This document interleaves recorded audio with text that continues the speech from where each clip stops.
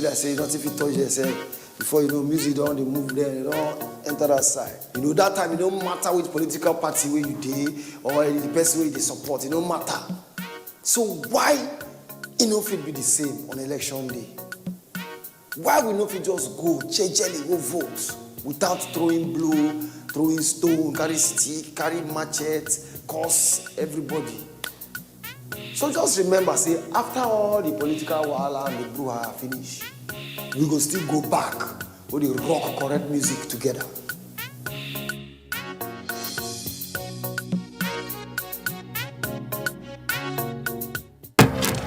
The Candidates, a presidential town hall co-production between Daria Media and NTA, supported by the MacArthur Foundation.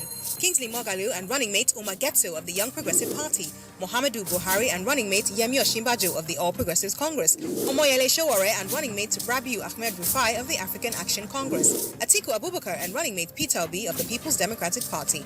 Moderator Kadaria Ahmed. Town hall venue Sheraton Hotel, Abuja. Date Wednesday, 16th January 2019, with the candidates of the All Progressives Congress from 8 to 10 p.m. The candidates will be broadcast live on NTA and other partner TV and radio stations, as well as streamed online on NTA and DTV.media. If you are over 18 and want to be part of the audience, apply online at daria.media or use the hashtag NGTheCandidates or participate online using the hashtag NGTheCandidates.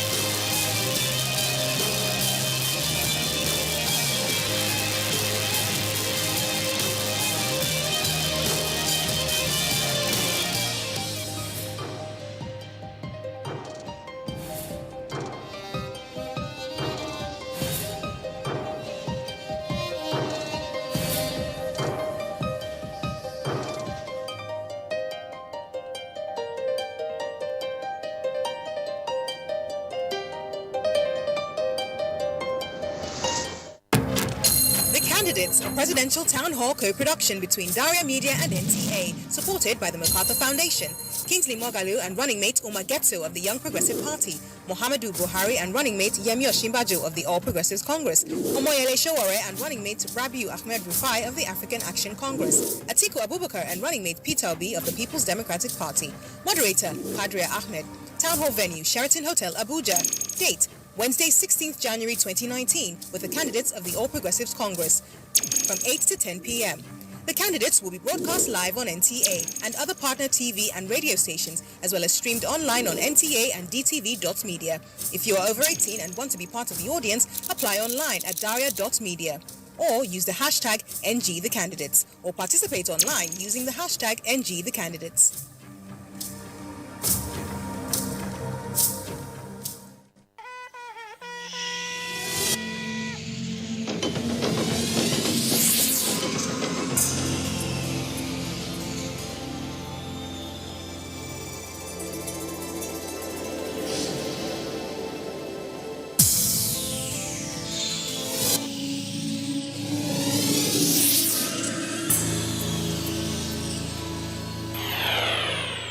NTA, you can't beat the rich. Information is power. Everyone wants power. So feel powerful with the NTA News mobile app, the one-stop information center. Real news at your fingertip. Be the first to report by uploading first-hand information on the U-Report link. And be the first to know by simply clicking on any of the links on the sidebar for headlines, domestic and foreign news, economy, security, politics, sports, and more. Stream live on your smartphone and tablets and stay connected. It's pretty easy. Simply download NTA News app from your Google Play Store and you're good to go. NTA News mobile app, your access to real-time information. You are watching NTA, Nigerian Television Authority. For more information and news updates, Visit our website at www.nta.ng, or you can follow us on Twitter at NTA News Now, or you can like us on Facebook at NTA Network News. Stay connected on our YouTube channel at www.youtube.com/NTA News Online. Watch our live stream at www.nta.ng/live. NTA, you can't beat the rich.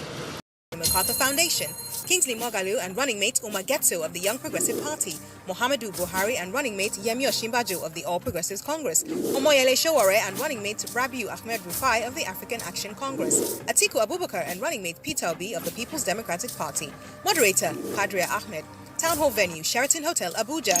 Date, Wednesday, 16th January 2019, with the candidates of the All Progressives Congress from 8 to 10 p.m. The candidates will be broadcast live on NTA and other partner TV and radio stations, as well as streamed online on NTA and DTV.media. If you are over 18 and want to be part of the audience, apply online at daria.media. Or use the hashtag NGTheCandidates, or participate online using the hashtag NGTheCandidates.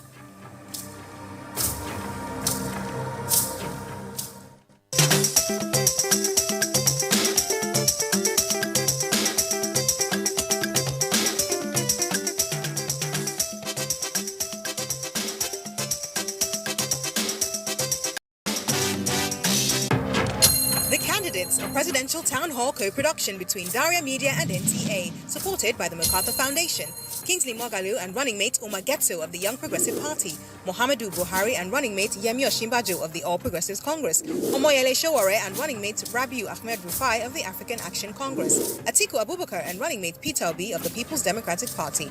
Moderator, Kadaria Ahmed. Town Hall venue, Sheraton Hotel, Abuja. Date, Wednesday, 16th January 2019, with the candidates of the All Progressives Congress from 8 to 10 p.m. The candidates will be broadcast live on NTA and other partner TV and radio stations, as well as streamed online on NTA and DTV.media. If you are over 18 and want to be part of the audience, apply online at daria.media. Or use the hashtag NGTheCandidates, or participate online using the hashtag NGTheCandidates.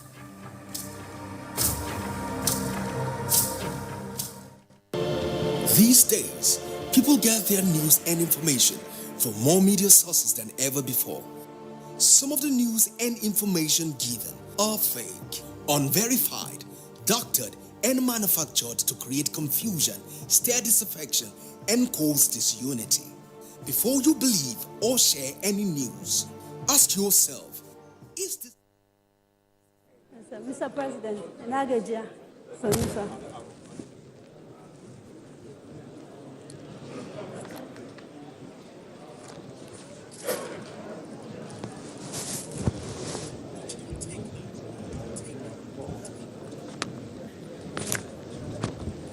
Okay.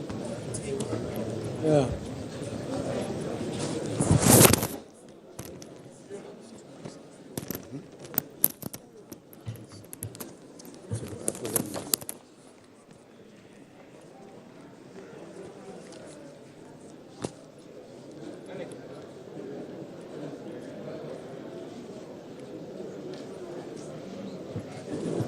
Please, can we be seated?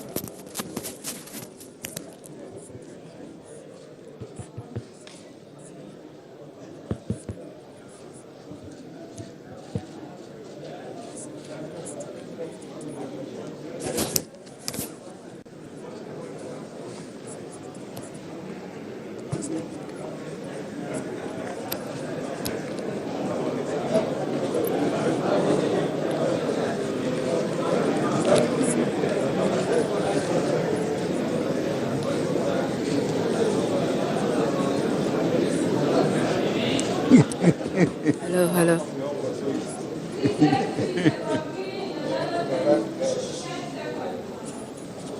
Sister.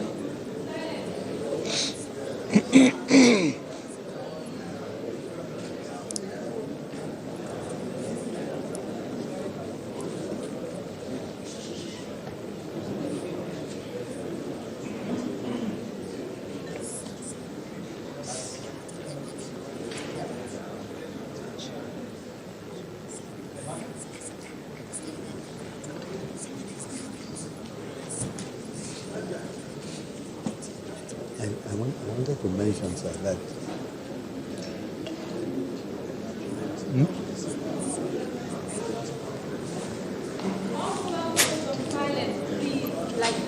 yes. And railway, I called on railway. And then I don't know whether with the question of. Good evening and welcome to The Candidates, a 4-part presidential town hall series brought to you by Daria Media and the Nigerian Television Authority with the support of the MacArthur Foundation. These town halls represent an opportunity for you to get to know the candidates who want your votes so they can lead Nigeria for the next 4 years. We are live on the network service of the Nigerian Television Authority, on Wazobia Television, Orc TV, Plus TV, and Impact Africa Television. You can also hear this program on all Radio Nigeria stations across the country, and we are streaming live online at dtv.media and nta.ng live. Today, we are in conversation with the candidates of the ruling All Progressives Congress, the APC.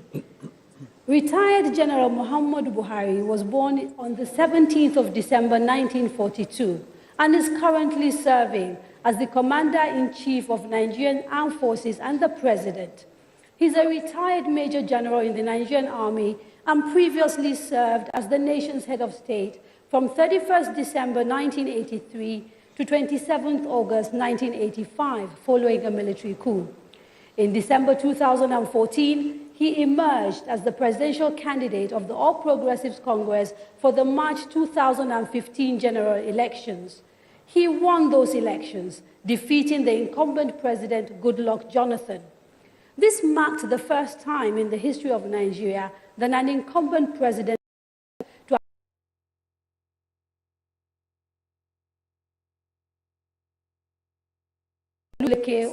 on Twitter at the Daria Media or NTA News Now, on Facebook at the Daria Media, on Instagram at Daria Media NG. Now, throughout these programs, these handles will scroll on your screen, and don't forget to use the hashtag NGTheCandidates. Otherwise, your questions may get lost. Again, remember to tell your friends and family in the diaspora that they can watch this program online.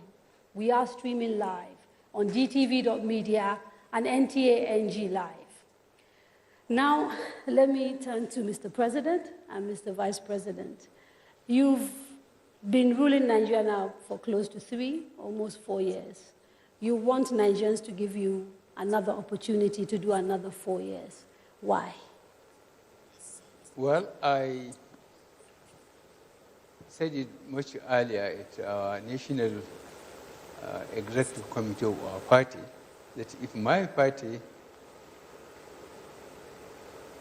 recommends me to its executive, I will contest. And I did that to save time and wide discussions among members of the party. So those who felt very strongly about it, they left the party. And the party nominated me. Why? Is because I felt that the 3 fundamental objectives we campaigned on in 2015 are still relevant.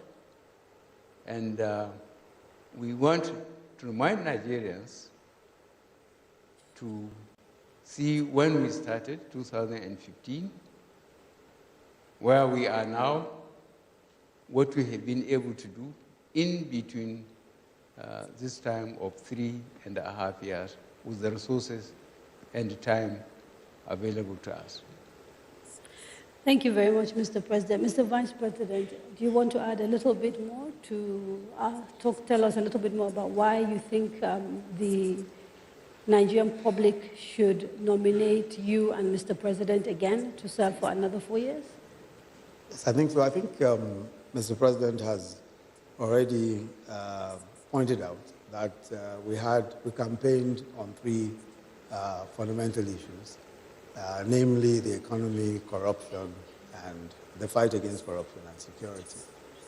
And in those 3 respects, we believe that we have laid very strong foundations, and I very strongly believe that we are on to much more progress if given a second opportunity.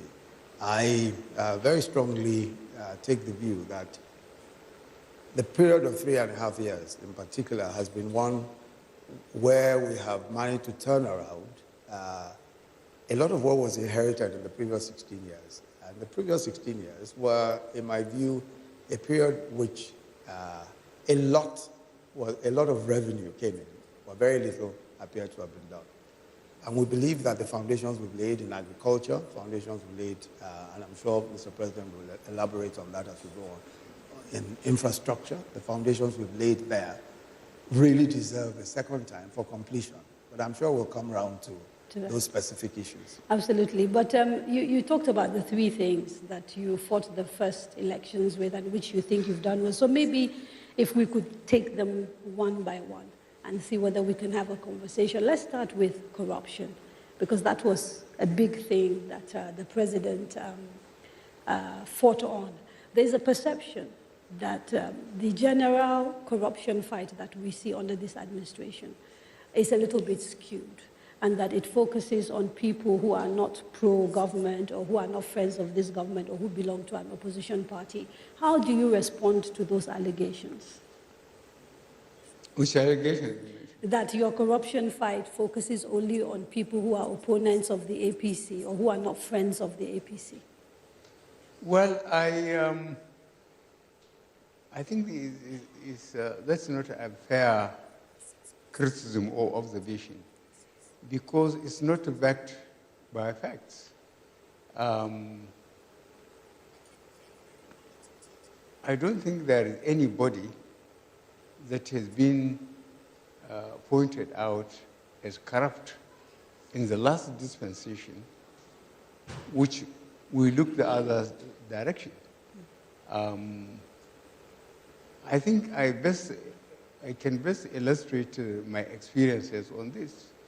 When I came in uniform in 1984, we arrested the president, the vice president, the governors, the ministers, and put them in detention and said they are guilty until they can prove themselves innocent. We put committees of investigation almost based on geopolitical zones. And those that were investigated, except two Nigerians, late Biamun Usman, a junior minister of education, and late Adam Chiroma, a governor of Central Bank, and a minister of finance, were the only people who were found to have managed their resources with integrity. But I myself eventually was arrested and detained, and those people who were found guilty of misappropriating public funds were given back what they were misappropriating through thorough committee investigation. It's not just an allegation. They were given the chance to talk. So I decided to come now, and now I have to be careful. People are just not arrested like that, but when they hold positions, if they made a wrong declaration, it's just one point. They didn't mention how many houses they have in Europe and America or Asia. And they didn't mention the companies they floated and the contract they gave them. If eventually uncovered, they are faced in court with the documents. So, Mr. President, you're here obviously referring to the case of the Chief Justice of the Federation. Or who are you referring to? Is that an example? Because you talked about people who are not declaring. This is what is topical now, and I'm wondering whether that is the case you're referring to. I thought you have to repeat that question again. Okay. Let me ask it another way.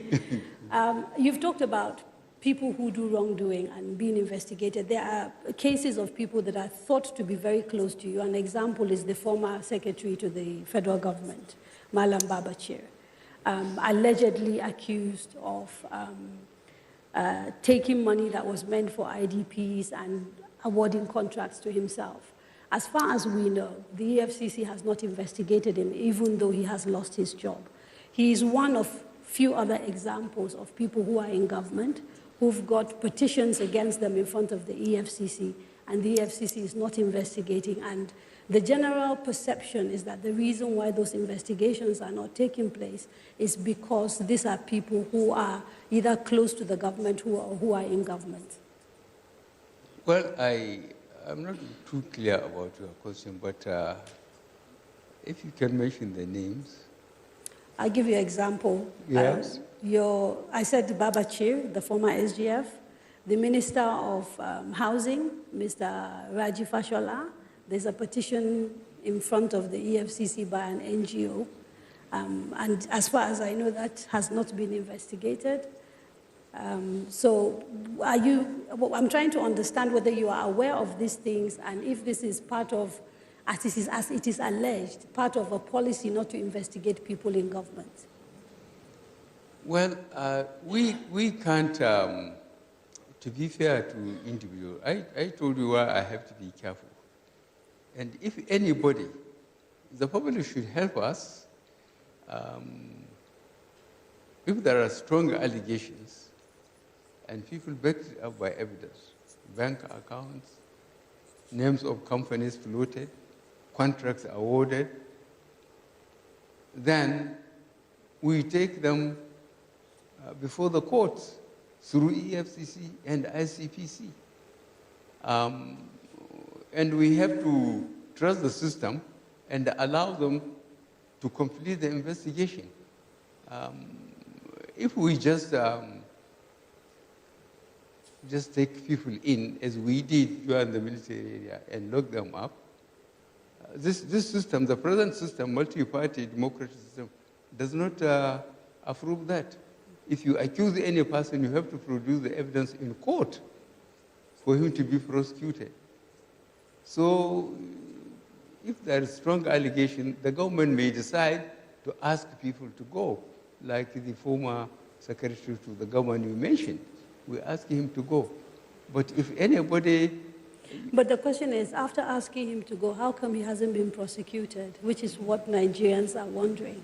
If there was a strong enough evidence to ask him to go, it means there's an indication that maybe he did something wrong.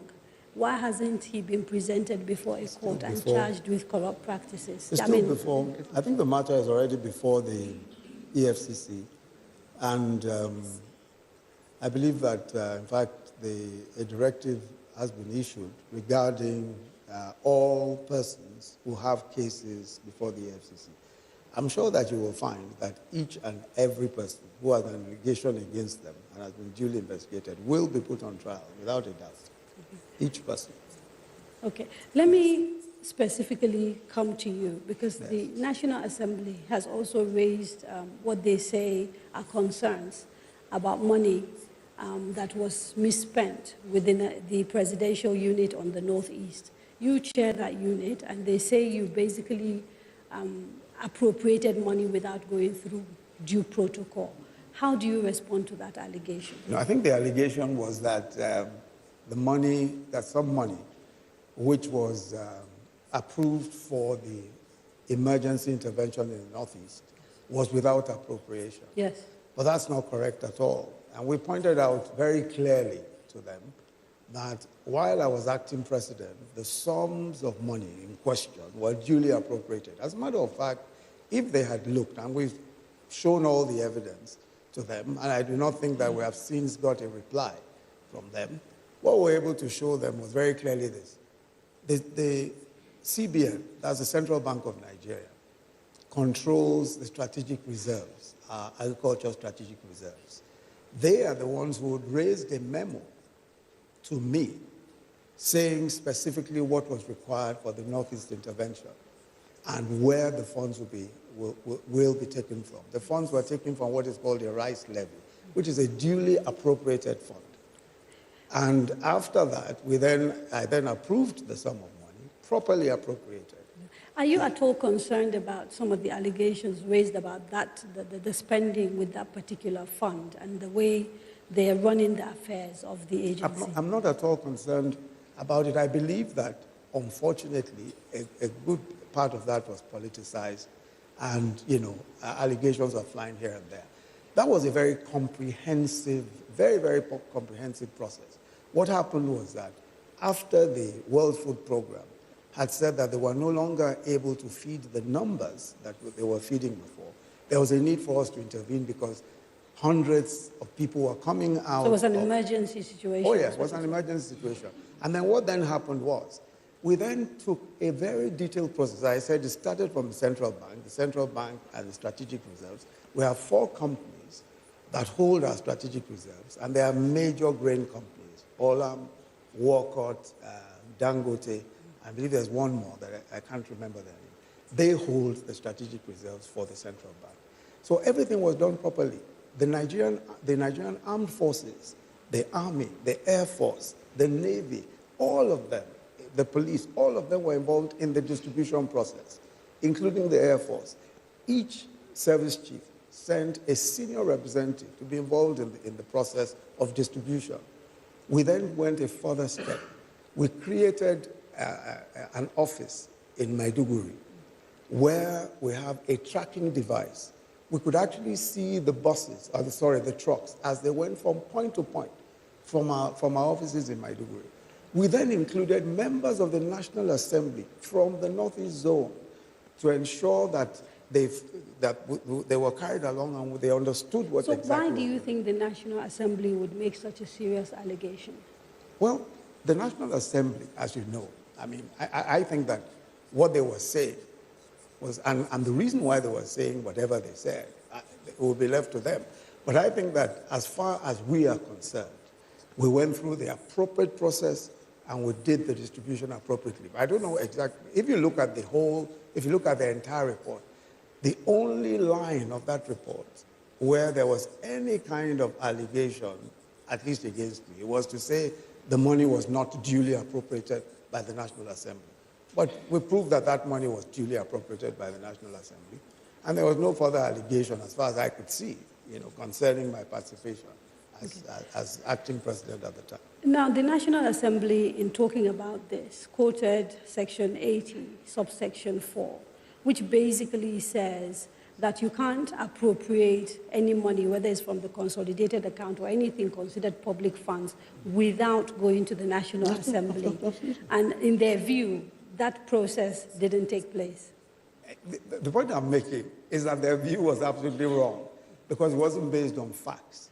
We provided for them evidence that they obviously did not have at the time when they were making their conclusion.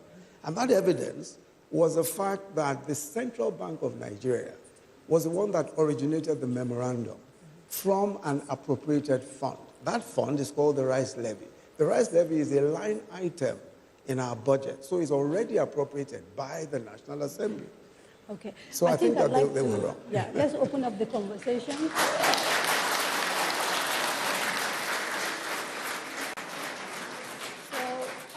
This is a town hall. I don't want to dominate it. I want to give people an opportunity to ask questions. So there are 2 mics, and we'll call maybe 2-3 people. Please introduce yourself, ask your question, go back and sit down, and then we'll come back to Mr. President and Mr. Vice President. Okay, so the gentleman in glasses, yes, please, from this end. At the other end, yes, sir, you. And then there's a lady right at the back, I think. And the gentleman in the brown hat as well. Okay. Good evening, Your Excellency. My name is Usman Suleiman Jawun. I'm a lawyer. Now, my question is specifically to Mr. President on the issue of Al-Majiri. Now, I'm sure this issue, Al-Majiri in the north. Al-Majiri, yeah. Yeah. Your Excellency, this, I believe, a major challenge for us in the northern part of the country. Now, I'm sure so many don't believe it's something we should continue to do. So what's your opinion on that? And I strongly think it's important, Your Excellency, if you can do something about it. Now, this is because we've seen it that you're one of those that can make difficult decisions and that can be accepted in Nigeria. Okay. The fuel subsidy, for example. No, so I do believe. Your question is about now I do I've got believe other people who need to talk. Yeah, I do believe if Mr. President can do something about it, I'm sure it can help that acceptance. Thank you, sir. Thank you very much. The next person, please. Yes, sir. Please come. Yes. Good evening, Mr. President, sir. Please, my question is this. How soon will be Please, national... can you introduce yourself? My name is Usman Abubakar, a teacher. How soon will be National Livestock Development Plan will be implemented so as to address the challenges facing this sector? Thank you, Mr. President. Livestock. Huh? Livestock plan. National Livestock. I will talk about it. I will talk about it. I'm the chairman of the... I will talk what is it? Okay. National Livestock Thank Plan. you, sir. Oh, livestock plan. Yes. Okay. My name is Richard Ezekiel. I stand here on behalf of 25 million persons with disabilities in Nigeria. I just want to ask how far about the disability bill? Okay. How far about? With the disability bill. The disability bill. Yes. Disability. Yes. We'll take one more question. About the disability bill. We'll come back the bill to Mr. President and Mr. Vice President. National Assembly. It hasn't gone very far. Good evening, Mr. President. My name is Omotaya Motosho, a television broadcaster. I remember when I interviewed you about 2.5 years ago, you did mention a very, very germane point, that if we don't fight corruption, corruption will kill us. I stand here today, Mr. President, with a heavy heart to let you know that the corruption that you are fighting, some Nigerians are not supporting, and we must support you. What caused the heavy heart? If we had been fighting corruption collectively with you, we would have been able to save some good funds to divert onto other sectors of our economy. Okay. On December 22nd, I lost a close sister of mine with two younger sisters in car accident due to bad roads. As a journalist, I know this administration is doing their best, but we do not have enough funds to be able to tidy the bad roads that we have. Okay, thank you She very died much. with two other sisters, three you. daughters of one mother, on Ijebu-Ode Ore, Benin Road.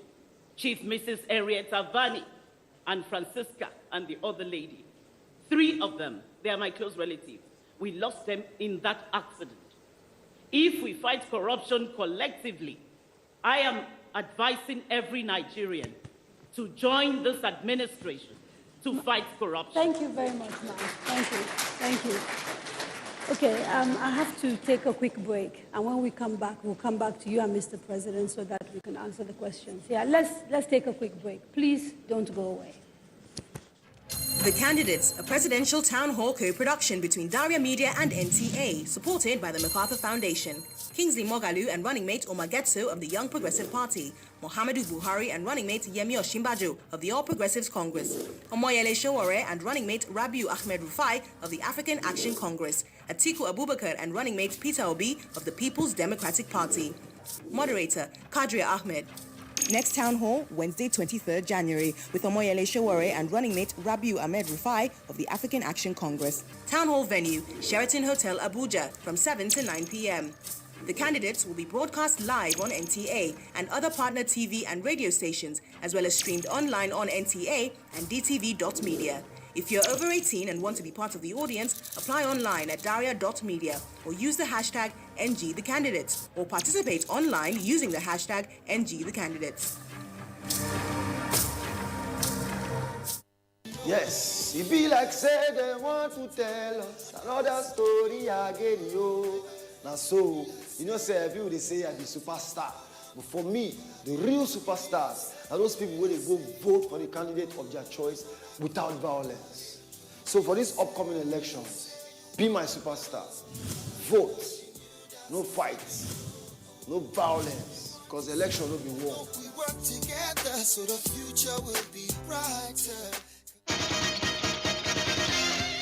The beauty of democracy rests in the power the system has given to the teeming population to elect an eligible candidate of their choice for any political office.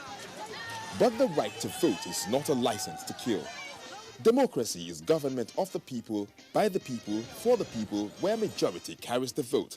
It is not a do-or-die affair. Say no to violence. Your weapon at the poll is your permanent voter's card, not a dagger. Your future is in your hands. You have the right to leave. Don't cause trouble. Vote wisely. I see the wisdom in your eyes, Mama, and I feel the courage in your heart. You carry strength in your walk, Papa, and compassion in your touch. I see the love in your smile, my sister, and I hear the truth when you talk. You are a winner with your brain, my brother, and a healer with your soul. I see the future in your hands, Niger, when you register and vote. We get power inside us, my friend, but not be power for our fists. This is not power of how to use our head and come together. So stand up. Let us not sit down and look. To Baba say so. No sit down look. No sit down look. No sit down look. Make una no sit down look oh.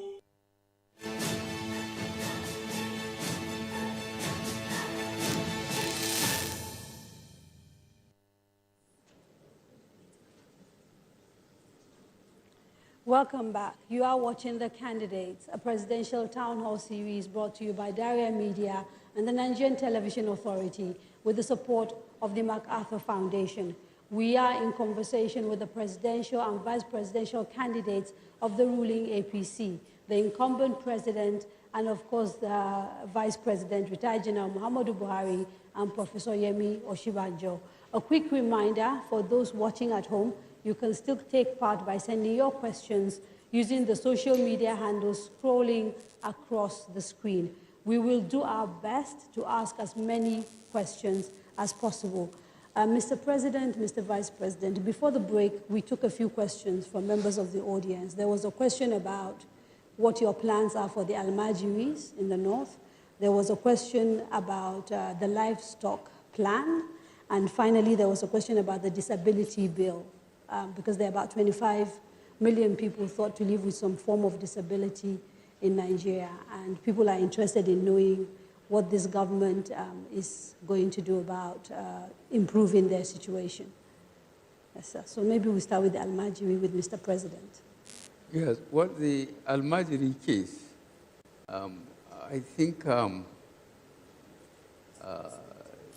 we have to look at the 3 tiers of government responsibilities: the federal, the state, and the local governments, and the allocation of resources, revenue allocation formula, and so on, relative to the resources available to the country.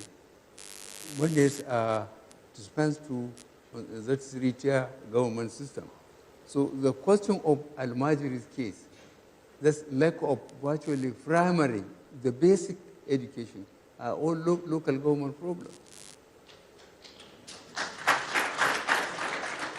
So even if the center has extra money, they wouldn't take it and build classrooms, equip them, employ qualified teachers from the federal revenue, while it is the duty of the local governments.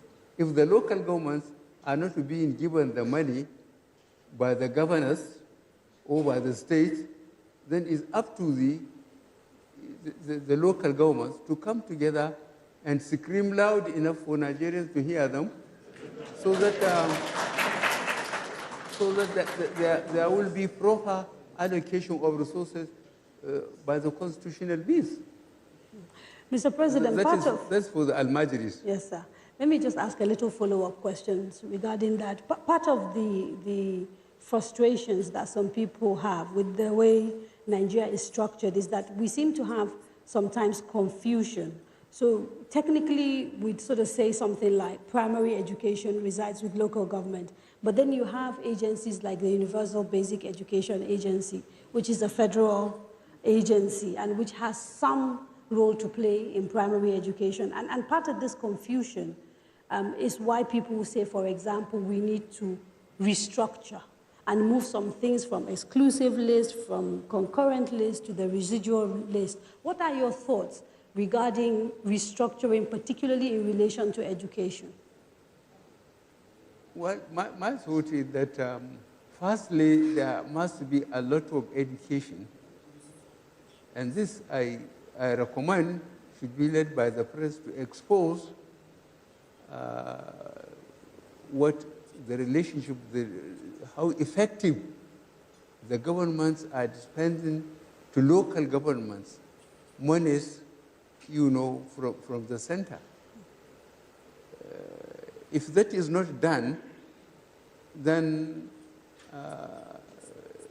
it is very difficult for the federal government under this dispensation to enforce education at all levels by the respective states, either the state, the local governments, or the center itself. I will give, I think, some examples of this. In some of the investigations, it was uncovered that local government chairmen were made to sign for the money that are supposed to be their allocation, but they will only be given about 25% of the money. The rest will be taken by the governor. There are investigations in some of the states that are showing that. So I am expecting the press, on behalf of the people, to make an in-depth investigation and expose corrupt governors, and local government chairmen. Thank you, sir. Would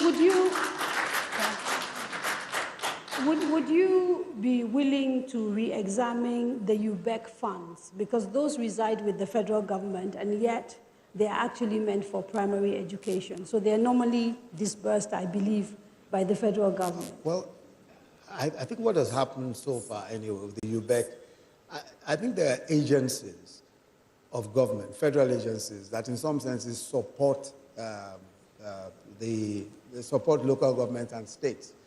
But the bulk, clearly, primary education, as Mr. President has said, lies squarely in the hands of local governments and all of that. But I think with UBEC, what happened with UBEC is that UBEC has an arrangement where they say if the state, if there's 20 million for a state, they'll say, well, the state should bring its own counterpart funding of a certain amount of money. It could be 20% or 25%. Now, that percentage is what the states ought to bring to the table before they have access to the UBEC fund. Most states never accessed the UBEC funds.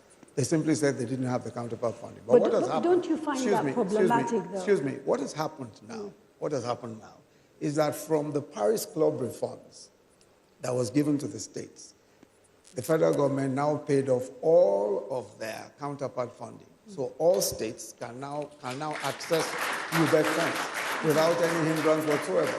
Okay.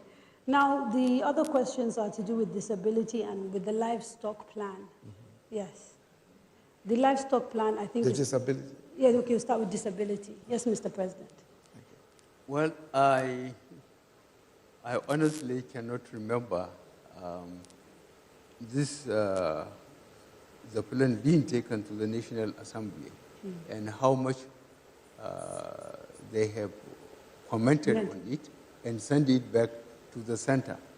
It's the same thing with the disability bill. There are so much with the National Assembly. And unfortunately, as I mentioned, I expect, honestly, the elite, the press through the elite, to keep an eye on the activities, on the bills between the executive and the National Assembly. If the executive send a bill, they can hardly put it in the budget unless it is returned from the National Assembly with their comments or with their recommendations. So we will find out what's happening with that bill with the National Assembly, and then maybe But we'll a come lot back of to that. time has been wasted. Right. Okay, Mr. President. Now, I'd like to do a little follow-up question regarding this livestock, because we got a question from a listener, and I'll try and dig up their name, where they were asking, how do you intend to bring a permanent stop to the difficulties and the conflict going on between farmers and herdsmen? I don't answer the question. No. Yeah, so the conflict. Raise your voice. The conflict between farmers and herdsmen, yes, and herders. Well, what happened started from Benue State was unfortunate. And we foresaw that. When I say we, I mean the federal government. And we asked the Minister of Agriculture and Rural Development to go to the archives and find out the gazettes from the First Republic, where those incredible leadership of the First Republic, there was cattle route, there was grazing areas. With limited resources, they put windmills, earth dams, and even veterinary clinics. But subsequent very important personalities encroached on the cattle routes, on the grazing areas. And if a herder has 200 cattle, they have just eaten, whichever their way to the water point, they will just go through there. And I think the Minister of Agriculture and Water Resources have produced the maps, the encroachment. But these are old maps, and this is today's problem. So we might have had a solution to this many years ago in the 60s with the routes and everything, but clearly that solution is no longer tenable now. And so the issue is, these are urgent problems that we're facing now. People are dying, people are getting killed, conflict is breaking out. What are we going to do about it, like now? What we are doing about, we have already started. And we have to ask, especially the governors. The movement is from north to south, and it's quite predictable. After the harvest, you know, the cattle have to move southward for water and pasture. And then our borders, for example, between Lake Chad and Benin Republic, about 1,400 kilometers with Niger alone. And look at the Cameroon's one. And to effectively survey that border, when structures were tampered with in terms of cattle routes and grazing areas, it is very difficult. We have sent this in back through the Ministry of Agriculture and Rural Development to the governors so that we can create these corridors. But for a government like Benue government, when they said they have banned cattle rearing or they have banned grazing, we are in the same country. I expect our government to insist on the routes to be re-established in the grazing areas. But to say that cattle cannot move, it's very difficult. Benue is complaining, but I understand they are already in Bielsa. From there, are they going into the Atlantic? Okay, Mr. President, yeah, but can I just quickly, because you know, let me add a comment to that. Part of what, because when the matter was referred to the governors, I chaired the committee, the National Economic Council, and part of the plan that the National Economic Council laid out was called the Livestock Transformation Plan. All of the governors in the so-called frontline states were also involved in this. And I think that one of the very important points that emerged from the discussions at the National Economic Council was the fact that there was a need to ensure that we were able to create some access to places, to grazing areas. And I think that that's the point also that Mr. President is making, that in order to be, for instance, anywhere where cattle are, you must still have some kind of access, so that you then have an area where it could be a ranch, it could just be a place where you have earth dams, it could be a place where you just have water, where, you know, whatever it is. And we then agreed with the governors that, because federal government has no land, only state governments have land. We then agreed with the state governments that, okay, anyone that is willing, you will put together the resources. If private people want to put together the resources, they can build those areas. They could be called ranches or grazing areas, whatever you call them. And people will pay appropriate fees. The cattle raisers will pay appropriate fees, use the facilities, and go back whenever they want to go back. Because clearly, somebody has to bring those cattle to that point.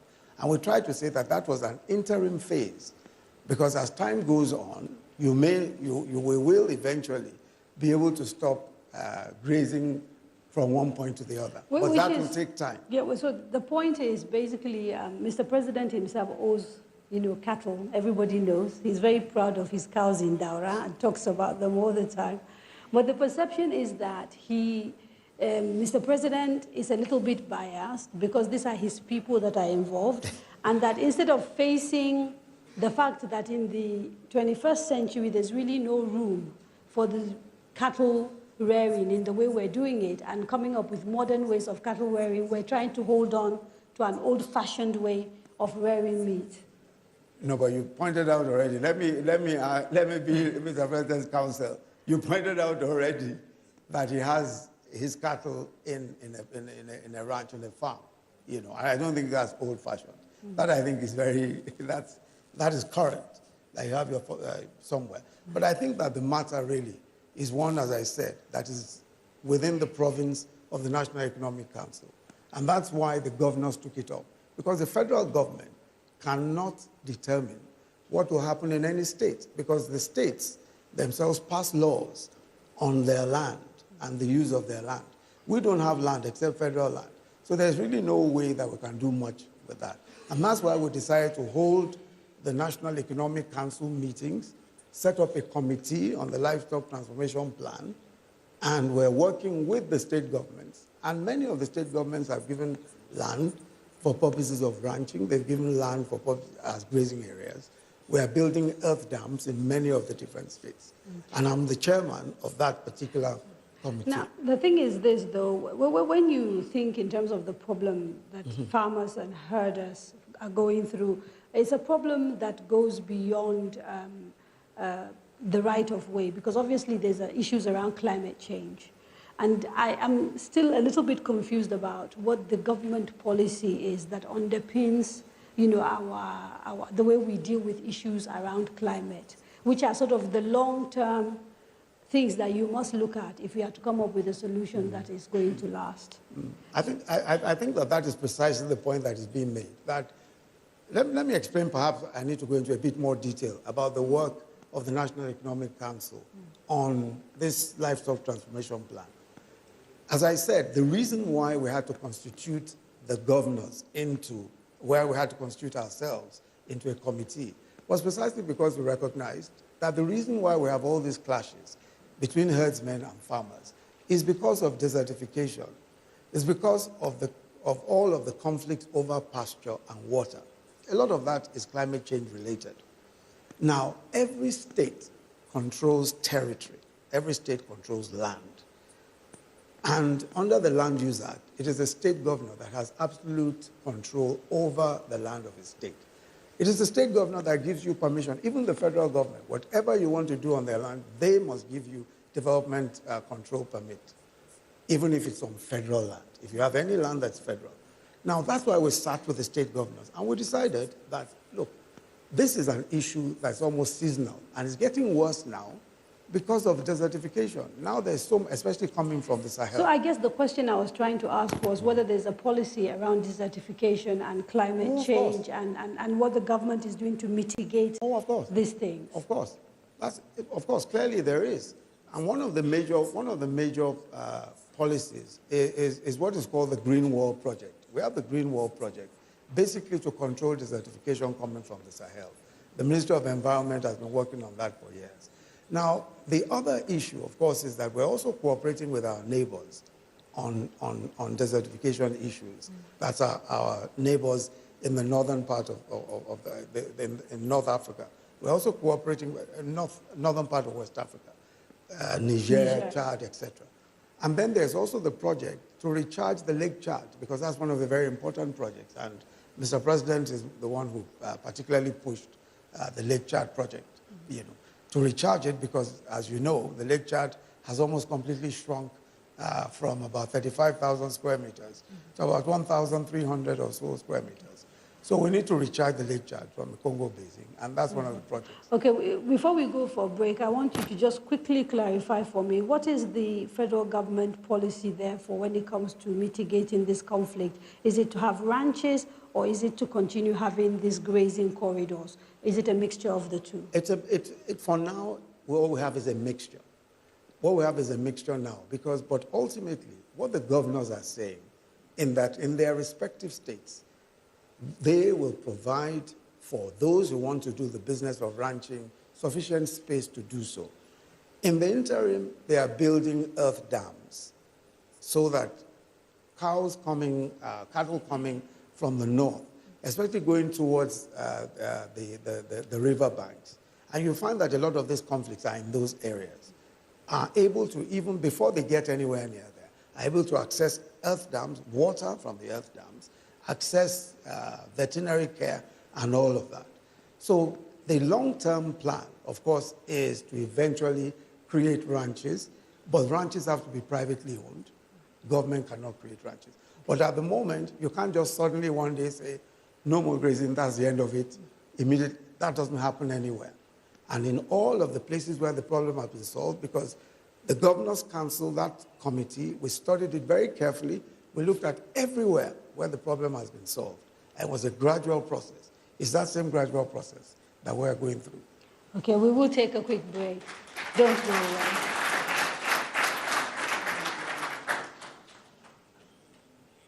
A popular saying in Nigeria goes that at the time a cockerel matures, it begins to crow to tell the world the time of day. This makes a crucial premise for all of us who have come of age, the youths, to lend our voices to a nation set to flip a new page, like the chance to vote and be voted for, whether being a youth, a woman, or a person with disability, and to do this in unity. And to anyone who hasn't been confident enough to exercise these rights, I beg, step out of the dark and come into the light. I mean, your participating in the electoral process is significant, a moment to behold, like that cock crowing in the morning to tell about a difference. No sit down, look. Do something that will count today and be in tomorrow's books. The elections are coming. Register for and get your voter's card, your power card. As a citizen, and especially as a young lady or lad, lend your voice, use your voice, talk, say, and tell the world the time of day.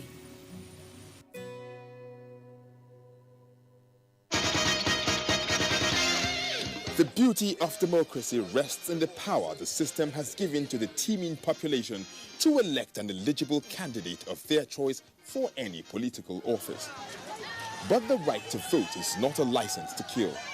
Democracy is government of the people, by the people, for the people, where majority carries the vote.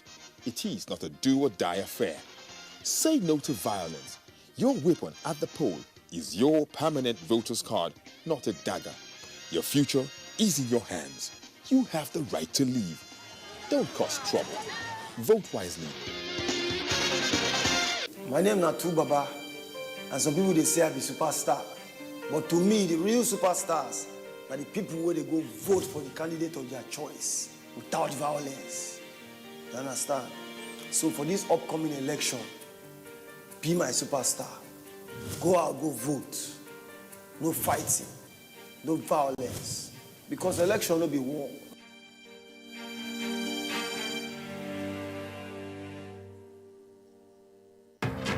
The Candidates, a presidential town hall co-production between Daria Media and NTA, supported by the MacArthur Foundation.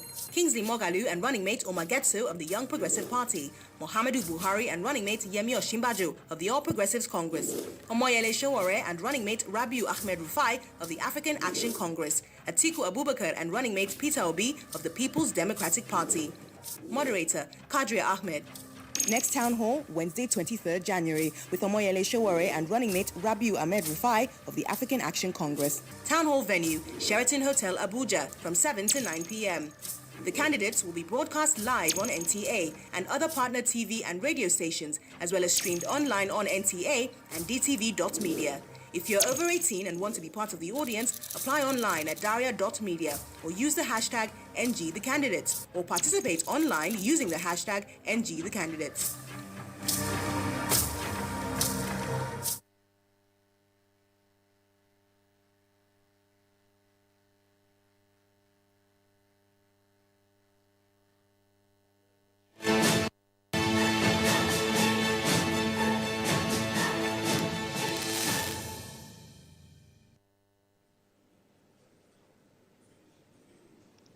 Welcome back to the candidates. President Muhammadu Buhari and Vice President Yemi Osinbajo, candidates of the ruling APC in the forthcoming presidential elections, are here answering questions on what they have to offer Nigeria and her citizens if they are elected into office again. Before the break, I got handed a few questions from people, at home. So I'm just going to ask one of those questions, and then maybe Mr. President can answer that alongside a question that was asked previously on corruption. So Ms. Abisoye Balogun says, what does the President want to do with the funds recovered by the EFCC? So we've had situations where the EFCC has recovered funds which are thought to be from corrupt activities. And so the question from someone at home is that, what are you planning to do with those funds? Well, I think the government made a statement on that. Firstly, by asking that there should be TSA, Treasury Single Account, so that all monies, either as revenue or from recovered from corrupt people, will go through one single account, so that it can be accounted for and how it is taken away. I think I have already made a statement on that issue, and what we are doing is that the extreme deficit in infrastructure, that money will be put, for the infrastructure, the roads, the rail, power, but it will go along with budgeting, which means initially the National Assembly, when they approve the budget, whatever deficit is likely to happen will be funded from that money. Mr. Vice President, as a lawyer, I'd like to actually ask you, because some people have actually suggested that where a forfeiture has happened without a conviction, it might be problematic spending that money. What is the legal position?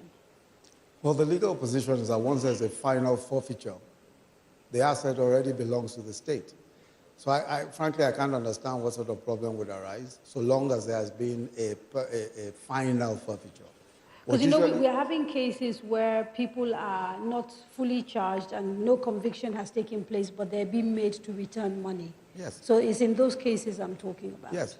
Yeah. When a person returns, for example, we found cases where assets were returned, where houses were returned, or in some cases where there are houses and all of that. And what we do is that we advertise. We say, if this belongs to you and you have a legal claim to it, even if it was seized from you, if you have a legal claim, show the legal claim.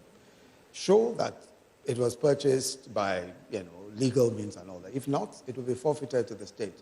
There's a complete procedure of forfeiture, which is under the existing laws, the ICPC laws, the EFCC laws. There's a complete process. And those processes are what we follow very strictly. And once there's a final forfeiture order by a court, that's the end of it.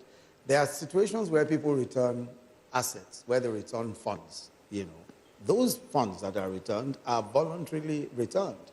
Because if for example, $1 billion is found in your account, and you earn only 500,000 naira a month, then clearly there's some explanation you need to make. Most people would rather voluntarily return the fund rather than go into any arguments with the EFCC.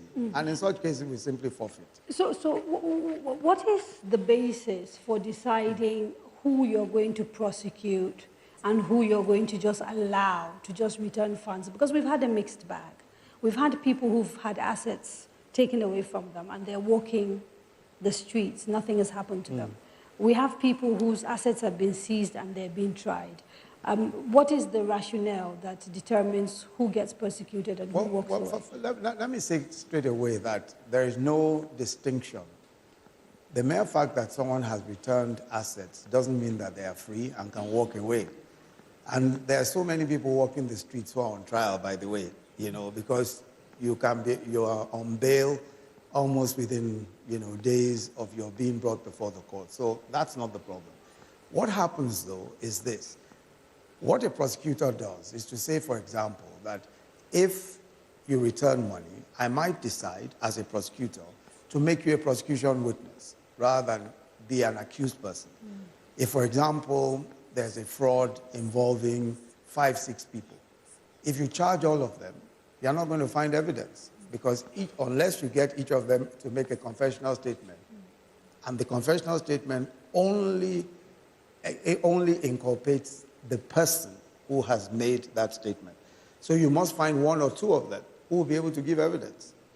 So you might say, okay, of these 6, I'm going to decide to make 2 of them who are probably, more or less guilty of the same offense or responsible for the same misconduct. But 1 or 2 of them will be prosecution witnesses. So that's really the way it goes. Okay. Let me bring Mr. President in because I want to switch gear a little bit and start talking about security, right? Mr. President, we've had people say that Boko Haram has been technically defeated. And yet a technically defeated Boko Haram is killing soldiers in the northeast. What is going wrong with your fight against Boko Haram? Well, I think the best people that really answer that question are people from the northeast. That means Yobe, Borno, Bauchi, Adamawa. You see, when this administration came in, Boko Haram was holding 17 local governments in the northeast. They are not holding any local government now. So they have resorted, to indoctrinating young people, especially girls, wrap them up with explosives and dispatch them to soft targets, churches, mosques, marketplaces, motor parks. But the best you can get about the performance of this administration vis-a-vis stopping that Boko Haram occupation of Nigeria is when you visit Maiduguri or beyond. People go back to the land they are farming. They go back to the office. They can drive from Maiduguri to Kano virtually any time of the day, which wasn't happening when we came in. And as I said, I still feel that you, the press, should do more research and not just going and staying in a hotel in Maiduguri. Try to go to Munguno and talk to the people. But there's no doubt, though, that we've seen an increase in attacks against the military in particular by Boko Haram. In the last 6 months, we've had 2 major military installations attacked and soldiers killed. Are you at all concerned with this focus or new focus that Boko Haram seems to have, which is basically targeting military targets and the success they've actually had in killing hundreds of soldiers in the last few months?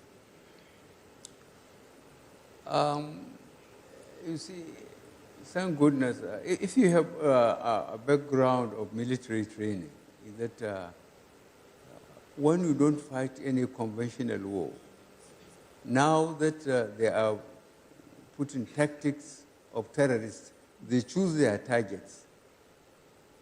They choose the time, they choose where to attack, at which time.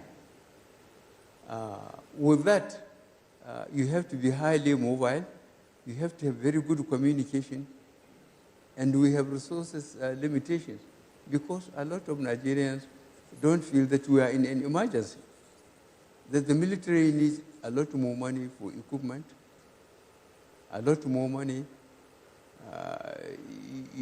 for spare parts, for communications, and so on. But Boko Haram, certainly, they are being supported by forces outside Nigeria.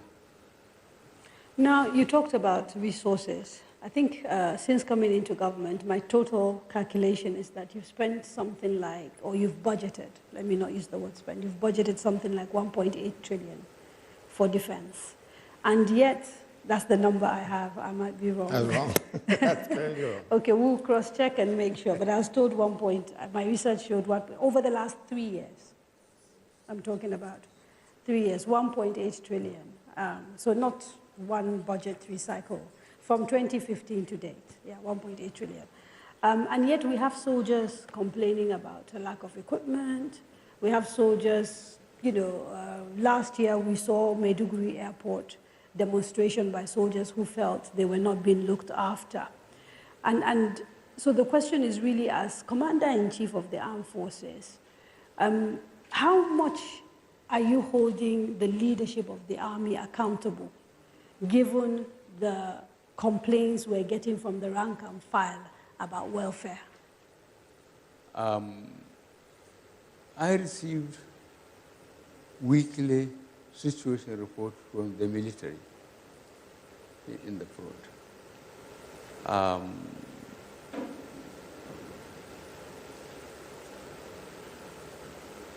It's extremely difficult, to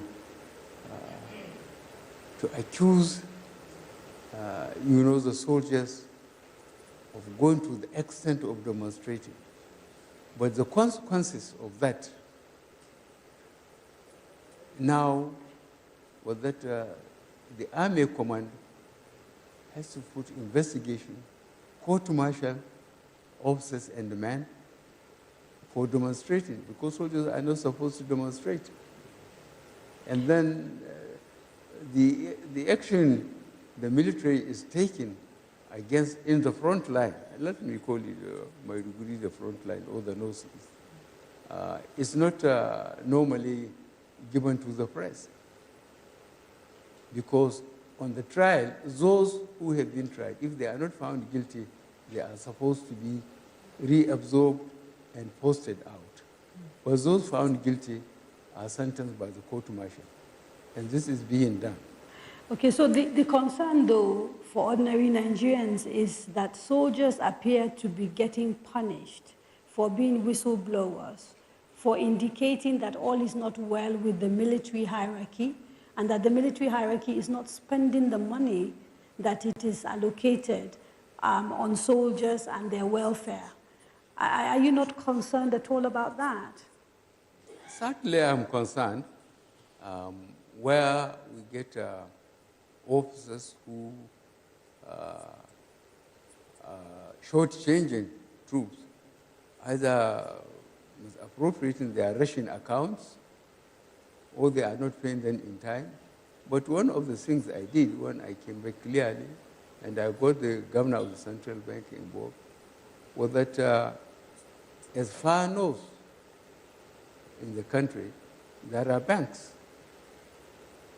And soldiers are allowed to open 2 accounts. One, where their families are, and make a written allocation. And then they take the balance wherever they are. And that was being done. So we foresaw that because the experience I had in my military service, to make sure that there is no longer pay on the table. so that paymasters cannot shortchange them. So you're not convinced that there's anything untoward going on with the military budget? That's what it sounds like, that you're not convinced that there's a case to be answered by the hierarchy of the military. That's what it sounds like. Well, the system, I believe the system is still working. Otherwise, there would have been a complete breakdown. The system is working, but it's much more difficult. And don't forget, there are soldiers that think they should only wear a uniform to get the security. Mainly the material security. Salary, allowances, and accommodation for the family. If you ask them to go to the front, they will put the gun down and disappear. Yeah, but isn't part of the problem is that not many people feel that Nigeria is a country they can now sacrifice for. People do not feel like Nigeria is looking after them, and therefore they can look after Nigeria. No, that's not even fair. Why do you say that's not fair? No, that's not true. If you look at the sheer number of Nigerian troops that have died, have laid their lives on the line, and we just recently celebrated the Remembrance Day, the commitment of Nigerian troops to this country is unparalleled. There's nowhere else in the world to say any suggestion at all that the Nigerian troops are not prepared to lay down their lives for the country is certainly not the case at all. And I think that's certainly the case for the majority, but we are also saying there are soldiers. If you go on social media, there are videos of soldiers complaining about the fact that they're not being looked after, that they don't have boots. And, and that the demonstration, certainly in Maiduguri, was not something that journalists manufactured. These were soldiers protesting their terms of engagement. And so the question is, are there things that are going wrong within the military and which this government, for whatever reason, seems really reluctant to investigate? Because we've not heard of anybody saying, this is enough concern for us to do something about it. No, but frankly, my take on that is that if there are issues, if, for example, they are assuming that there is any misappropriation of government funds, there's a process, there's a clear process for ensuring that that is not the case. And if people are found responsible, we've had investigations on military spending, and if people are found to be guilty of those things, they will be prosecuted properly. I think that's it. Okay. There's Amma Mata Suleiman. She had a question to ask Mr. President. Is she in the crowd? No? Okay, we'll take a few more questions. On security, please. If you have questions on other things, can you wait until a little bit later? Let's finish with the issue of security now. Questions on security? Yes, sir. The gentleman over there. The gentleman right at the back, and then maybe the one right at the back there in blue. Yes. If you just come and line up, please. Yes. Good evening, Mr. President. It's an honor for me to be here this evening. I think we've done very well. My name is Andrew Ogboro.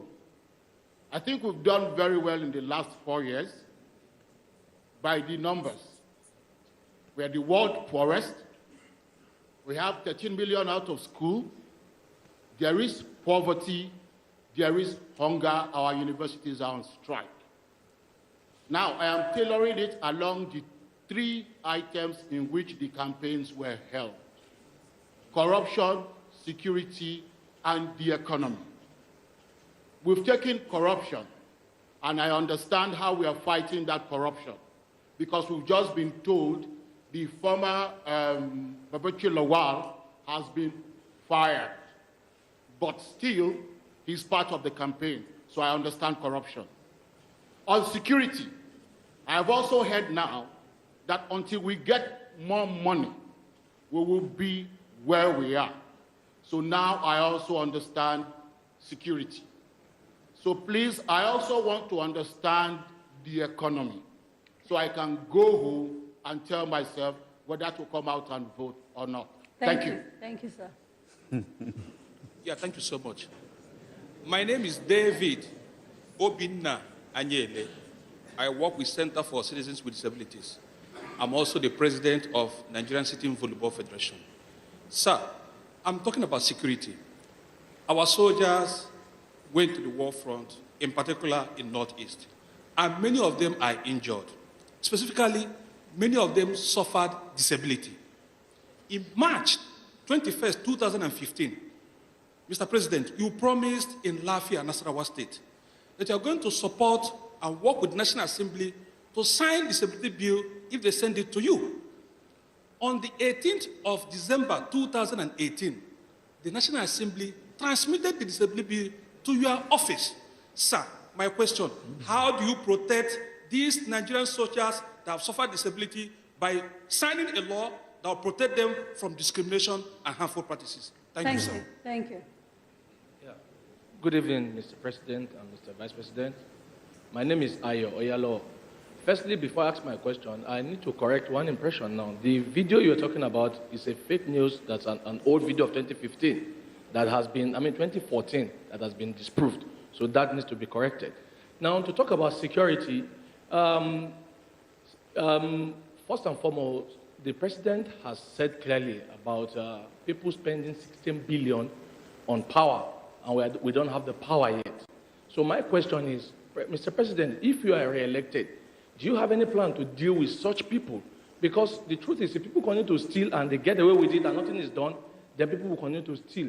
So what is your plan to deal with people who have stolen Nigeria patrimony and are still walking free if you come back? Thank you. I'd like to intervene.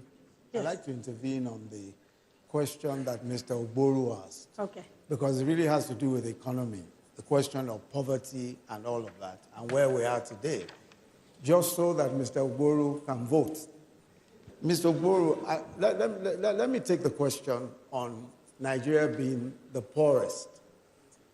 Now, if you look at the MBS figures, that's the Nigerian Bureau of Statistics figures, as of 2012, Nigeria had 112 million people in extreme poverty. 2012. If you look at the figures today, going by those same figures, they say about 86 million, but higher than India.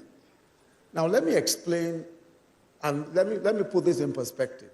From 2010 to 2014, Nigeria earned the highest ever from oil revenues. In 4 years, Nigeria earned 383 billion.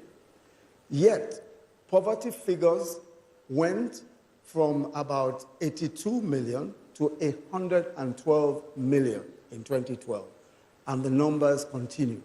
That's the reason why we had a poverty problem. Unfortunately, with the resources we had, poverty was not addressed. Poverty doesn't disappear overnight. When people are poor, they remain poor unless the government does something about it. Nothing was done, despite the highest revenues in our history. In 3 years of our own government, 3 years, 94 billion is what we made from oil revenues. Compare that to 383 billion. Oil at some point was 110 to 114, and we had poverty figures of 112. Now, what did we do from the point of view of the economy to alleviate poverty? We started the largest program for social investment in the history of this country. That's why we have the conditional cash transfers. We're giving the poorest people in our country today 5,000 naira every month. We are only able to give we're hoping we'll be able to give about 1 million to start with. But in order to prevent stark poverty and malnutrition, we're doing our homegrown school feeding. We're feeding 9.2 million children every single day in public primary schools. Aside from that, the trader money and market money that we're doing, the trader money and market money, these are loans to the poorest. And let me give you an example of the trader money. Trader money, we're doing... Yes. About the fact, can you hear me now? Yes. You talked about the 2012 figures of poverty, how it's 100. So what has happened in the world is that it used to be that extreme poverty was measured at people who live on less than $1 a day. It's now less than $2 a day. And maybe that might explain the differences in the numbers that you've quoted. No. I'm not even quoting those numbers to show that what I'm merely saying is not that poverty has reduced considerably. No. It seems to have increased. I'm saying that what has happened now is that we're dealing with the issue of poverty. We're now dealing with it. When we earned money, when we earned a lot of money, there was no program. The program that was in place, the Sure P program, who can point to a sensible beneficiary? Who can point to a credible Sure P program that alleviated poverty? Who can? Let me finish the point that I'm making. Now, with the trader money, for example, I'll give you just one example. We're giving 2 million market women. We're giving 2 million of them loans starting with 10,000 naira. These are petty traders. Some of them, their inventory is not more than 2,000 naira. We give them 10,000 naira. When they pay back, automatically, electronically, they get 15,000. When they pay back, they get 20,000. And it goes all the way up to 100. And we're going to give 2 million people. All of that is 20 billion naira. Just 20 billion naira. Now, let me tell you what. There was a government in this country where $292 million was withdrawn weeks to the elections. Weeks to the elections. Another 40 billion was withdrawn weeks to the election. We have all the evidence. We've shown the evidence. Poverty at that time was still at 112. Today we're spending a mere 20 billion for 2 million people. If you calculate just $100 million, that today's money is 36 billion naira. If they had spent that 36 billion naira, more people would have moved out of poverty before we took office in 2015. Okay, let us not talk. So when we talk about poverty today, you can't. India had a plan to get its people out of poverty. That's how come India has even overtaken us. The first plan to get people out of poverty, a credible plan, is what we have in place. We're spending 500 billion. We're spending 500 billion in our budget. Poverty doesn't disappear. You've got to deal with it. And that's exactly what we're doing. We are dealing with it on a daily basis. We have a credible program. We're ensuring that that program works. And that's how it's done. Okay. Today, isn't it incredible? And Mr. Ogboro, you too should find it completely incredible that people who squandered the kind of money, when oil was $100 a barrel, poverty was at 112 million extremely poor. Those same people today come and ask the sorts of questions and say, oh, but we're still poor. We're poor because nobody took the trouble to get people out of poverty. Okay. And that's what we're doing today.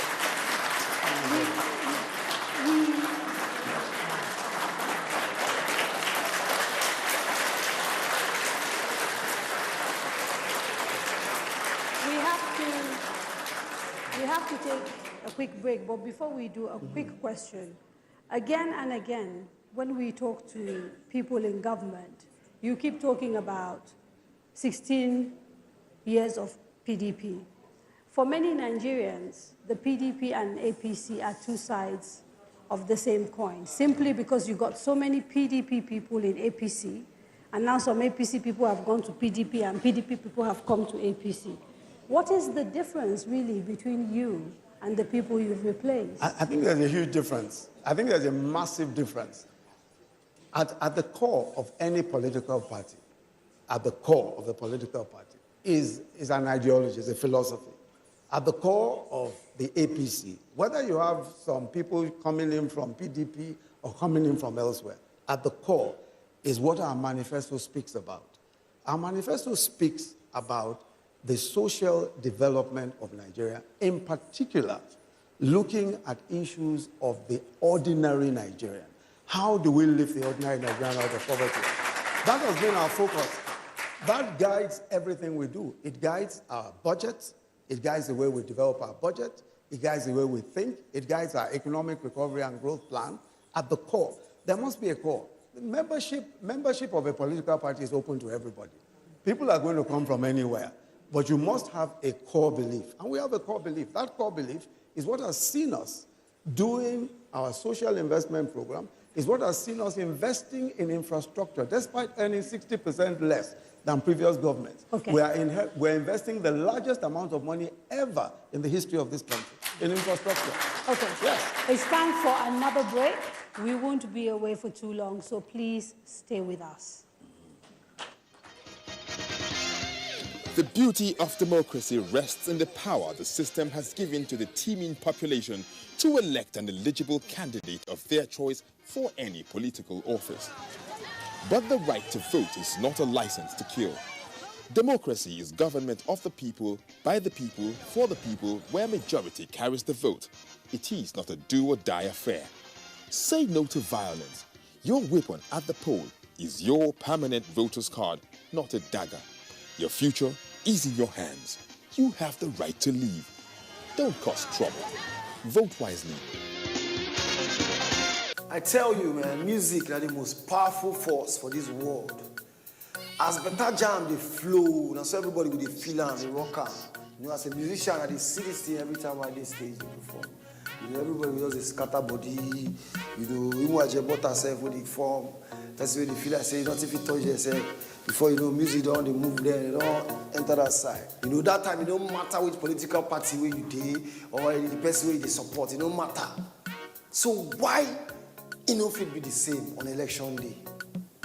Why we no fit just go, jelly, go vote without throwing blow, throwing stone, carry stick, carry machete, curse everybody? So just remember, say, after all the political wahala and the brouhaha finish, we go still go back with the rock correct music together.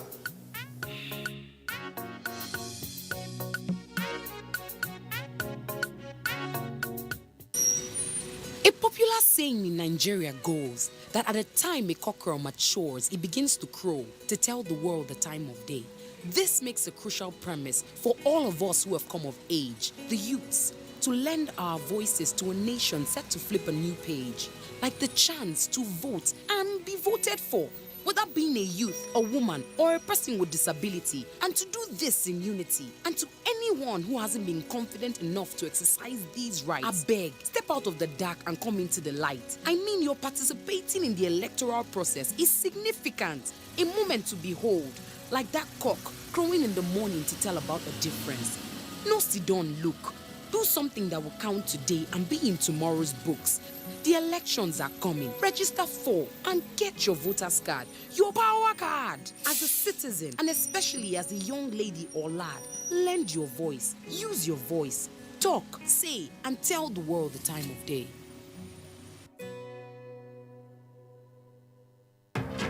The Candidates, a presidential town hall co-production between Daria Media and NTA, supported by the MacArthur Foundation. Kingsley Moghalu and running mate Omar Getso of the Young Progressive Party, Muhammadu Buhari and running mate Yemi Osinbajo of the All Progressives Congress, Omoyele Sowore and running mate Rabiu Ahmed Rufai of the African Action Congress, Atiku Abubakar and running mate Peter Obi of the People's Democratic Party. Moderator, Kadaria Ahmed. Next town hall, Wednesday, 23rd January, with Omoyele Sowore and running mate Rabiu Ahmed Rufai of the African Action Congress. Town hall venue, Sheraton Hotel, Abuja, from 7 to 9 p.m. The candidates will be broadcast live on NTA and other partner TV and radio stations, as well as streamed online on NTA and DTV.media. If you're over 18 and want to be part of the audience, apply online at daria.media or use the hashtag NGTheCandidates or participate online using the hashtag NGTheCandidates.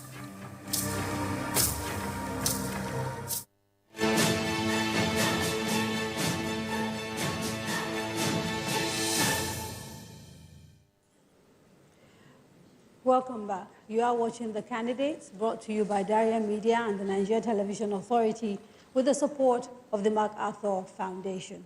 We've got a number of questions, Mr. President, so I'll read a few and then come back to you. There was a question that we didn't get to addressing, which was on whether you have any special plans different to the plans you have now to deal with people who are corrupt and are walking around freely if you are re-elected into office.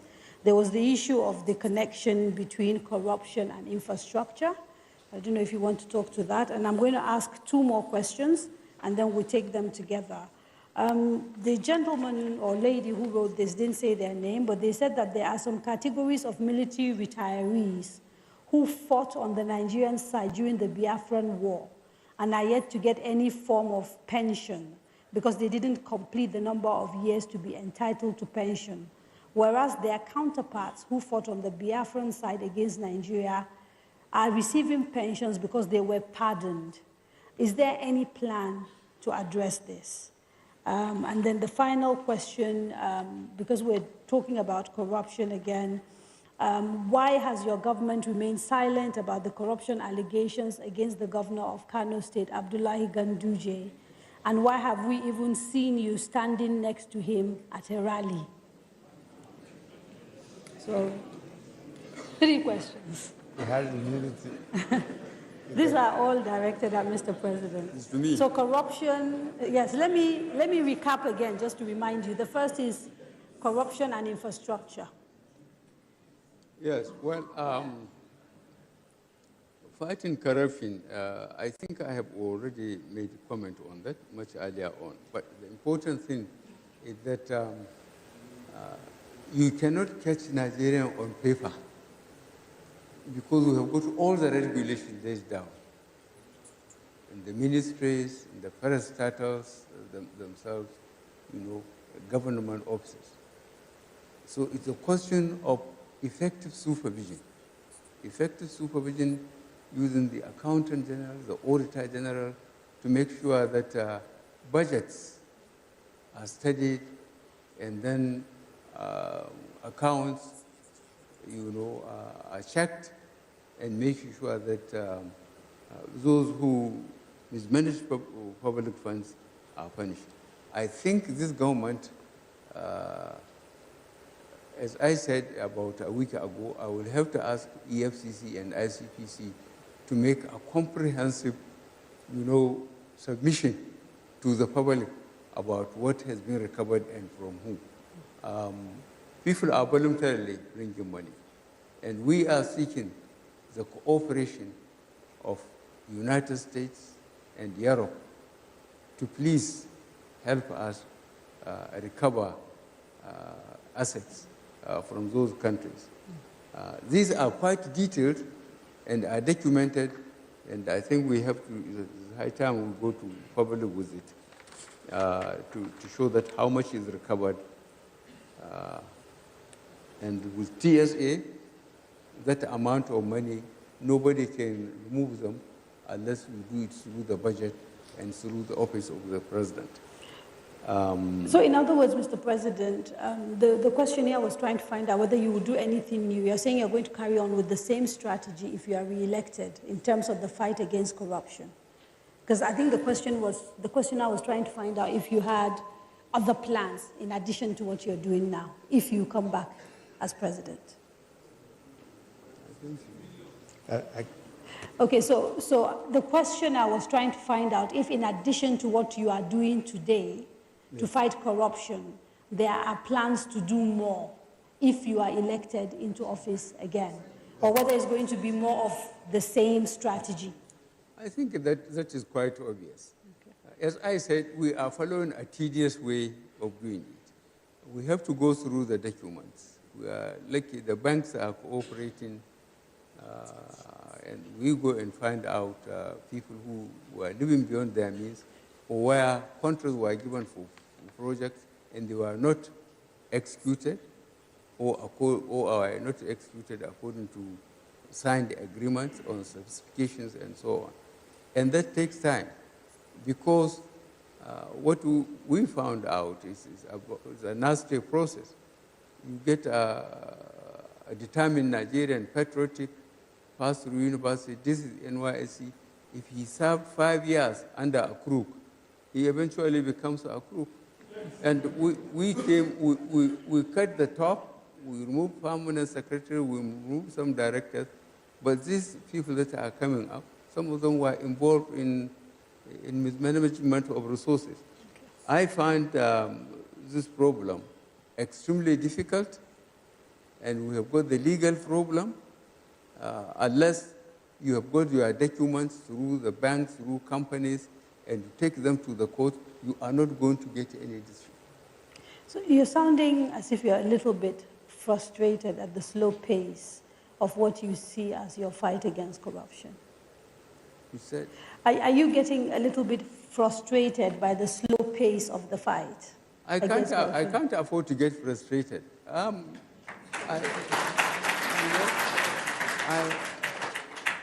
I keep on telling the law enforcement agencies, and the administrators in the ministries, it's their own responsibility, to document mismanagement, and if it has to come to presidency, let him do it.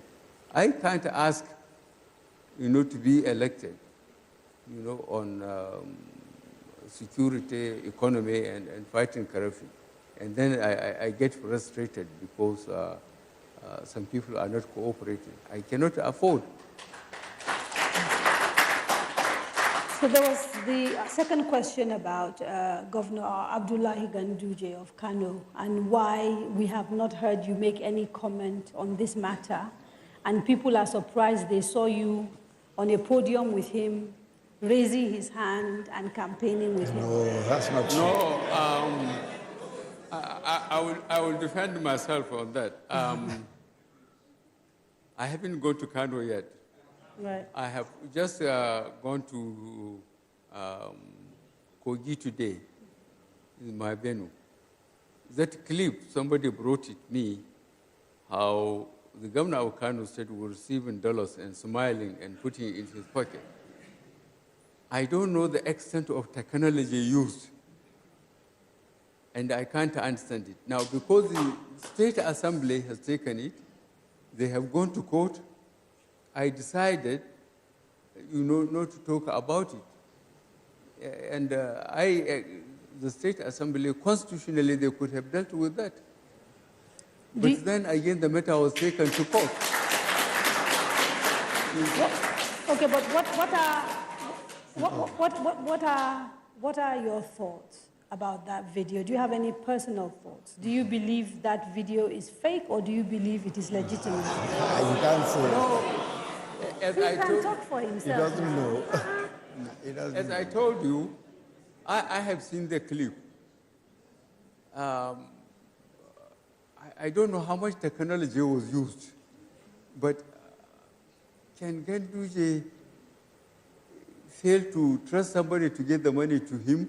He has to take it directly himself, smiling. I honestly am completely overwhelmed, and the system has given me some relief. It is in the court, it is in the State Assembly, so let them as much as possible deal with it. But Kano, this thing has received a lot of publicity, and I hope by the time I go on my campaign for re-election, there will be some answers from the courts or the State Assembly in Kano State about the performance of that. The final question, Mr. President, that I read earlier is to do with the military retirees. Can we please have some silence? Sorry, apologies. Yeah.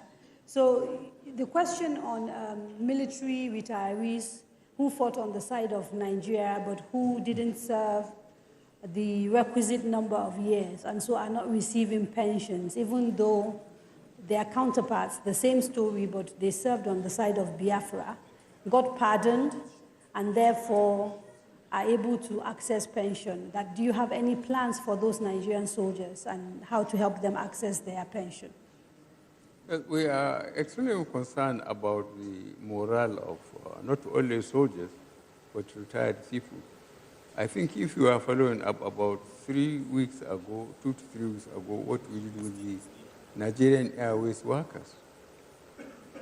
We paid them, and I know the military, they are conducting checks through military hospitals and record offices about people who are retired. And I think payments are being made. even to the families of the deceased. There had been so much fraud, from records, to physical, even wounded soldiers, those who were incapacitated. And this government is going back to the records, checking with the hospitals, checking with units, and the record officers about soldiers. And I believe, of recent, what we have done with the airways workers and so on, we are doing it in the military. It was a continuous exercise. And I believe the military are having confidence that now they are being looked after, especially the ones that were injured and they became disabled. We are revisiting all that. Okay, so since we're talking about disability, there was a question asked about a bill that was transmitted to you, the disability bill, which you have not signed. About? The disability bill that was transmitted to you by the National Assembly and which you haven't signed. Do you want to respond to that? It was asked by a gentleman. Yeah. Injured and rehabilitation. No, the disability bill. The one sent to the National Assembly. Yes. But disability bill. It's been sent to the president. I think we sent to the National Assembly. They returned it to you. I'm not aware of that. It's been returned. No. Even as of Wednesday, there was a demonstration in front of the National Assembly where they were saying that they were giving the National Assembly 7 days to transmit the bill to us, to the presidency. I'm not aware of that. Okay. We're not aware. Yeah, let me quickly ask you a few questions on the economy because we are running out of time and we have to round up very, very quickly. You are the chair, of course, of the National Council on the Economy. I can't hear you well.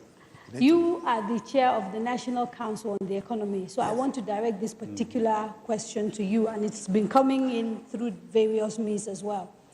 When you came into government in 2015, you essentially came into office and there was an economy that was growing. Not long after that, we entered negative growth and then recession.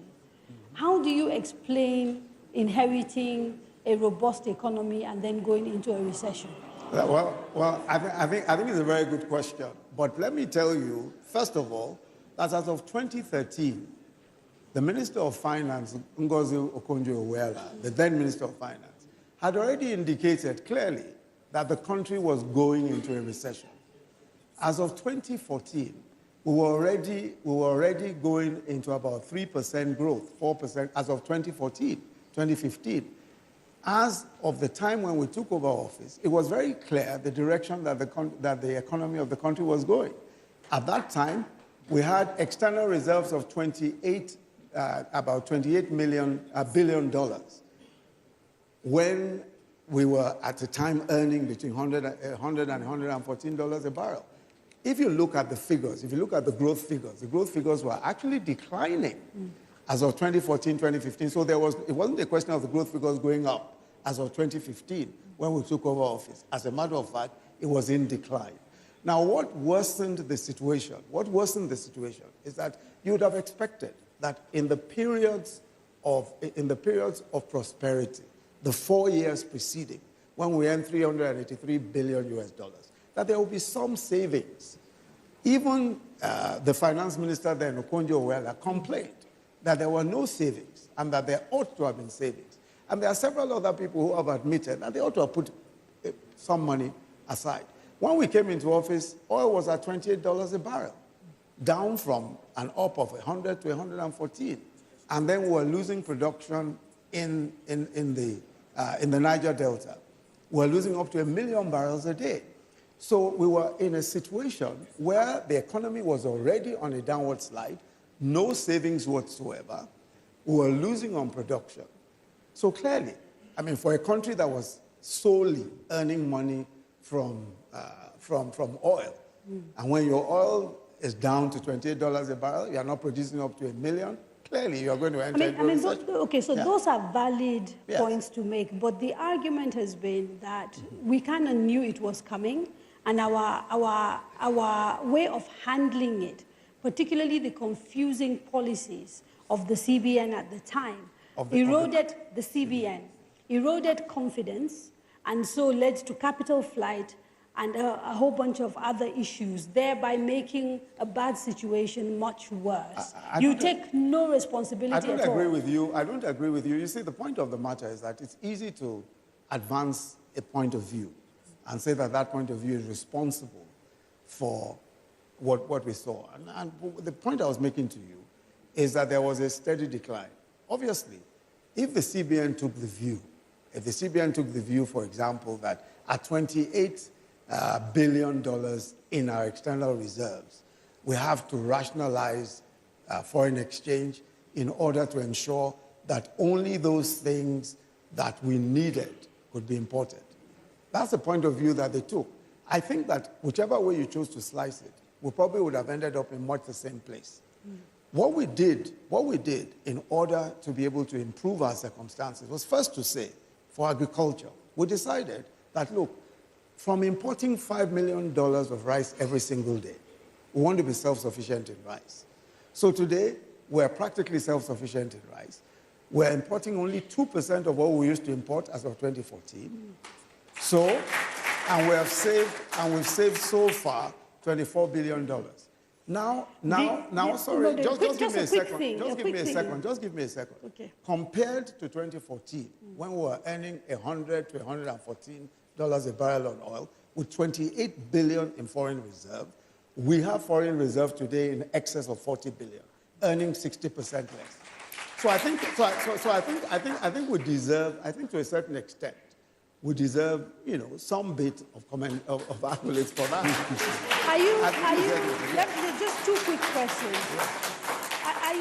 Are you at all concerned that over 20% of our budget, something like, I think, 2 million, just goes on interest to pay loans? Because that has been something that people has looked at as an indicator of the fact that our economy is a little bit less than healthy. That's number one. Then number two, on the issue of rice. On the issue of rice. There is some suggestion that there's a lot of smuggling of rice through our porous borders, and that's why the official numbers have actually gone down, but that we're actually still bringing in rice. It's just not coming through official channels. Okay. All right. Yes, sir. Let me take the first question on debt. Yes.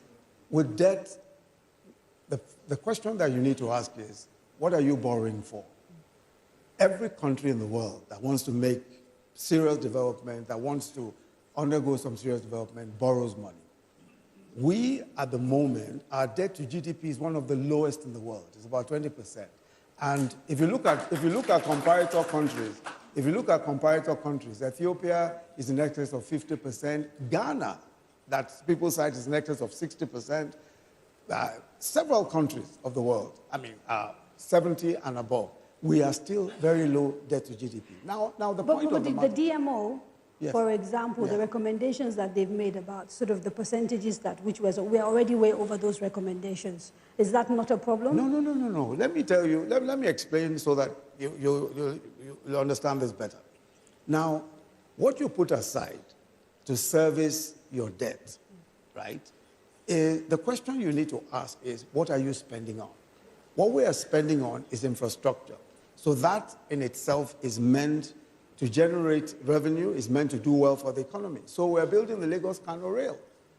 Our counterpart funding, we put on the table, our whole counterpart funding. We've done Alajawari, we completed Abuja, Kaduna, we completed the light rail within Abuja here. Lagos-Ibadan Expressway, we're doing it. Second Niger Bridge. These are borrowings that we took and we ensured that they were for infrastructure.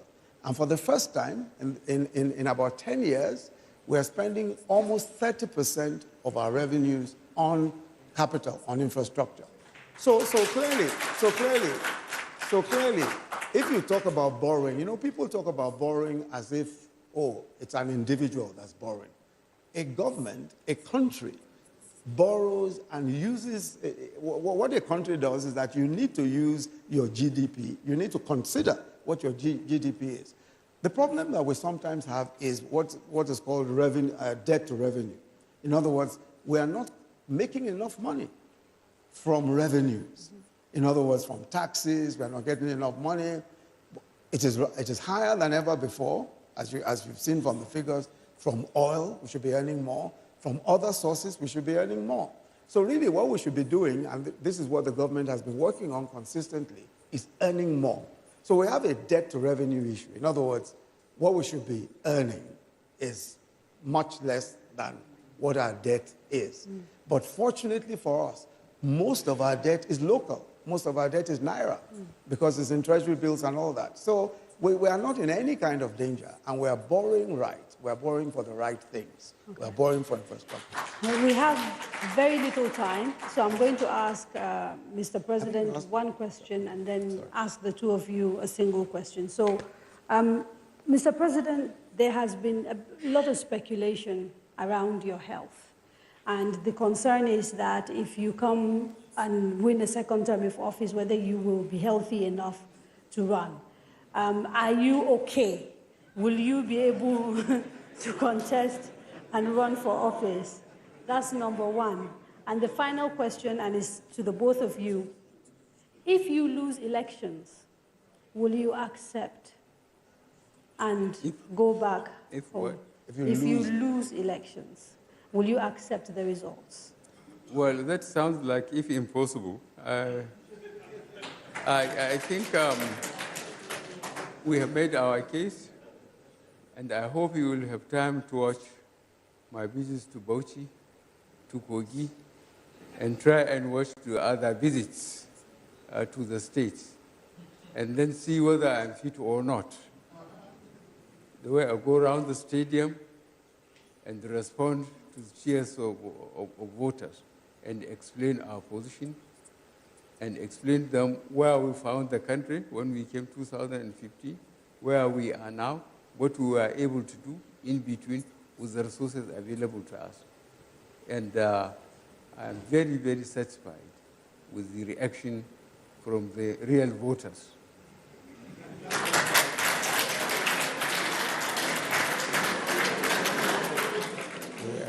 But still, if something happens and you lose elections, will you accept the results? That wouldn't be the first time I lose the election. Don't forget. Don't forget. I tried 2003, and I was in court for 30 months. 2007, I was in court for 18 months. 2011, I was in court for 8 months. And I went up to Supreme Court. The third time, I say, God day. And the fourth time, God and technology came in. The PVC and card readers, you know, the opposition took it for granted. Before, what they used to do, sit down, look at constituencies or states, allot marks or allot seats in constituencies, and they say anybody who disagrees should go to court. Now, most of my voters are looking for the next meal. Where do they get money to go to court? So they say, God day. And eventually, God day. Thank you. Thank you very much, Mr. President. Thank you very much, Mr. Vice President. Sadly, we have run out of time, and we have to leave it here.